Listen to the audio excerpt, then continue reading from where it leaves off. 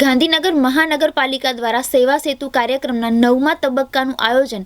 Ward number 10માં સંત રોહિતદાસ મંદિર sector 6 ખાતે કરવામાં આવ્યું હતું, જેમાં મેયર શ્રી હિતેશભાઈ મકવાણા ઉપસ્થિત રહ્યા હતા, જેમાં વિવિધ સરકારી યોજનાઓના લાભ સહિત ડાયાબિટીસ અને આયુર્વેદિક કેમ્પનું આયોજન કરવામાં આવ્યું હતું। આ તકે ગાંધીનગર મેયરશ્રીએ જણાવ્યું હતું કે છેવાડાનો એક પણ સાચો લાભાર્થી સરકારી યોજનાઓથી વંચિત ન રહે એ માટે મહાનગરપાલિકા પ્રતિબદ્ધ છે। ત્યારે આ કાર્યક્રમમાં કાઉન્સિલર શ્રી તેમજ મોટી સંખ્યામાં લાભાર્થીઓ ઉપસ્થિત રહ્યા હતા। આપણે વચ્ચે ઉપસ્થિત મારા સર્વે સાથી કાઉન્સિલરશ્રીઓ,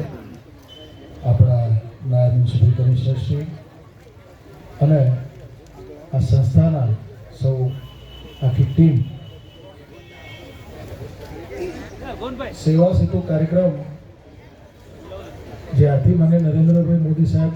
ગુજરાતના મુખ્યમંત્રી હતા ત્યારથી અમને આ શરૂઆત કરેલી, તો આજ દિન સુધી આ કાર્યક્રમ અવિરતપણે ચાલે છે અને ગાંધીનગર મહાનગરપાલિકા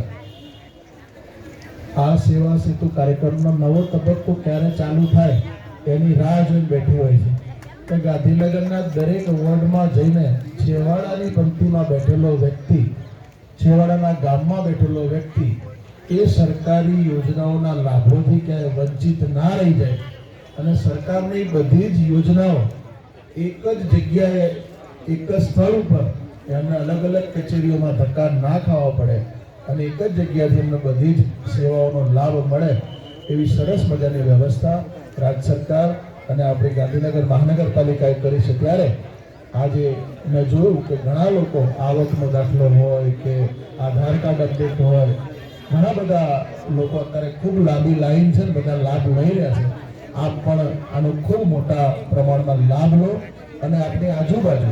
જે લોકો આ યોજનાઓથી વંચિત હોય એ લોકો પણ એનો મેસેજ આપો, એ લોકો પણ આજે મોડેક સુધી આ સેવા સેતુ કાર્યક્રમ ચાલવાનો છે તો બધા મોટા પ્રમાણમાં એનો લાભ લે અને સરકારી યોજનાઓ જે તમારે કચેરીઓમાં ધક્કા ના ખાવા પડે તમારા ઘર આંગણે આવી છે ત્યારે પૂરેપૂરાનો લાભ લઈ સૌ લોકો એને પૂરેપૂરું આના દરેક યોજનાઓના સમજી અને એનો લાભ પૂરેપૂરો લે એ જ અભ્યર્થના। અસ્તુ ભારત માતા કી જય। ખૂબ